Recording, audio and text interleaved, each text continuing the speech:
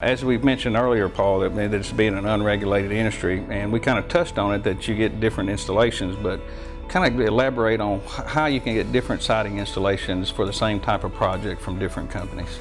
Well, Jay, in the siding and window industry, most companies, they have no supervision, they have no quality control. They hire an installer that says they can install siding, they send them to a job, and they trust that installer to take care of the customer and install it properly. And a lot of times, the owners or anybody from the company ever sees that job again. So every installer they install the vinyl siding and windows totally different. They've all got their own ways of installation, and some of them are okay, some of them are not. It's based on their skill set. Would you agree with that? But with Wilson's, our crews install every crew installs windows exactly the same. Every crew installs our vinyl siding exactly the same. They have written instructions, which is unheard of in this industry. As far as we know, we're the only company that has a written protocol that we enforce. And how do we enforce that, Paul? Well, we have quality control supervisors that are driving around the state in trucks, and they go to every job that we do.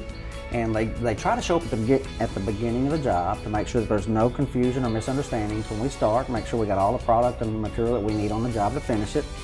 And then the crew goes to work after there's a clear understanding of exactly what we're going to do. And then the supervisor will just drop in on them, unannounced, regularly. And whenever he gets there, he wants to, number one, make sure they're at work, make sure they're doing what they're supposed to be doing. But he also, he has a tool to unlock the siding. But they do what we call an inspection, a periodic inspection. They'll actually unlock the siding and look inside there to see how often it's nailed.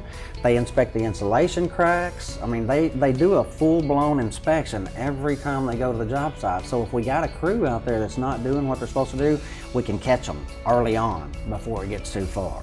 What are 2 or 3 of the common issues that we see with improperly installed siding? Most of the siding, either they're using too short of a nail, you know, they've got a 3/4 inch insulation and they're trying to use a 1 inch or 1 1/4 inch nail, where you're not grabbing much wood in there.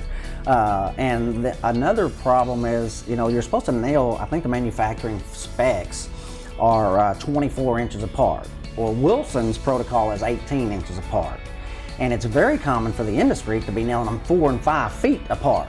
Because when you lock that panel up, you can't tell how many nails are in that piece of siding underneath it, and that's the reason that our supervisors, they unlock it so that they can count the nails and make sure that they're every 18 inches. But again, the nailing pattern is normally what causes a siding job to fail. And top-out panels is a big problem in the industry too. To explain to the homeowner what a top-out panel is and how it gets installed improperly and what we do to make sure it doesn't come off there. Well, the very top piece of the siding never ends up being a full piece of siding, Jay. So you have to take some snips or a saw, and you got to cut it down to whatever height you need it. Well, whenever you cut that piece of siding down, you lose your fastener. So there's no way to fasten that. Now, a lot of people just drive a face nail through it. A lot of people put caulk in there and stick it up there, which is not going to hold. And that was the #1 complaint that I had whenever I worked for some of these other companies, was that top piece falling out. So I come up with a method to avoid that from ever happening. And that's part of our protocol that we'll be talking a little bit about later today.